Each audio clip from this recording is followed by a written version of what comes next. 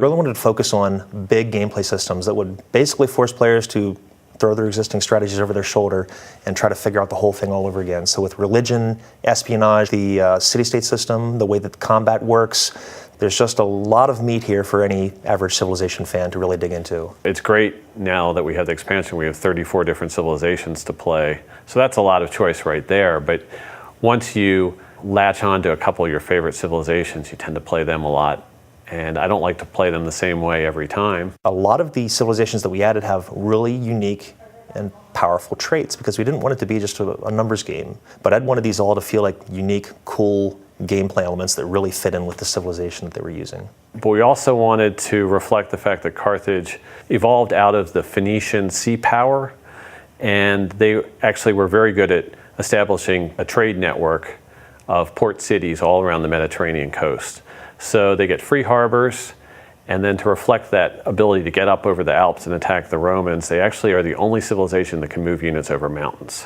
Austria is a really cool addition for a couple of reasons. Ed wanted it there to flesh out kind of the whole European experience. He's using it in his scenario into the Renaissance because it's part of that whole religious conflict area that he wanted to go into. It's got a unique trait possibility that's really interesting. It's called diplomatic marriage that actually allows her to kind of absorb city-states. The Netherlands are an interesting civilization because they're all about trade. During their initial period when the Netherlands was first breaking away from Spain, they were kind of fighting a revolution, and one of the key elements was what they called the sea beggars, which were sort of like naval pirate units that would come in and seize towns and plunder the Spanish port towns along the coast of the Netherlands. And then also to reflect the Netherlands' military and trading might, they have a unique improvement, and that's the polder, which is the filled-in land from the sea where you'll see those huge fields of tulips. In terms of a fighting power of the time, I mean, you couldn't necessarily top Attila. We played around with his trade a little bit. We put in some neat and interesting fun things. Like he puts down his capital, it's called Attila's Court. And then he kind of steals the rest of his city names from everybody else in the game. So you might actually see some of those low-lying city names from everybody else's civilizations, and he's taken and he's using them for himself. And naturally, it's another horse culture. It'll fit really well with that whole Genghis feel of things.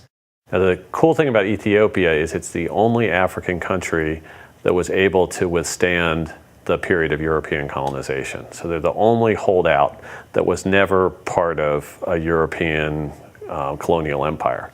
And so we wanted to reflect that in their civilization's traits. So we wanted them to be very, very difficult to take out and conquer. And even though they might not be the biggest or the most powerful civilization, we still wanted them to be strong defensively. So that's the way their trait works. Anytime they're fighting a civilization that has more cities than they do, they get a very, very significant combat bonus. Some of them that have come out before, I hate to admit it, but I play with Boudica of the Celts probably in 7 of every 10 games that I've been playing lately. Boudica's trait is faith-based, so I'm often playing an aggressive religion game. She makes it really easy to play a strong religion game, and they actually get faith from kills. And so if you want to cause trouble early in the game while you're on your road to religion, the Pictish War is the way to do it. Having played Civ 4, I loved the way religion spread across the map and sort of had this historical immersion element drawing you into the game, and it was very interesting to see, where Buddhism spread and which civilizations adopted it and that kind of thing. But I wanted it to have more of an impact on the way the game played out. I wanted those religions to be very, very meaningful in terms of who had which ones and whether you could get the bonuses from one into your cities.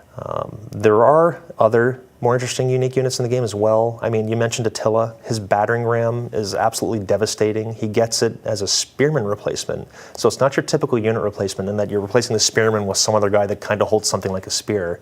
This is a complete change out for him. For instance, the range units, where you kind of had a range unit early in the game, like an archer, and he would upgrade to a crossbowman, but after that there wasn't really much of a place for him to go. We've got a continuous path for those range units throughout the game. So aside from all the new civilizations that we have, the units, all the content that people generally like to see in an expansion, we also put in a lot of big new systems. I mean, we've overhauled the combat. Obviously religion, I'm sure a lot of people have read about, is a big new system. Espionage. We've overhauled a lot of the AIs, the way the naval combat works, the way the city-state system works. So there's going to be a lot in there for a lot of people.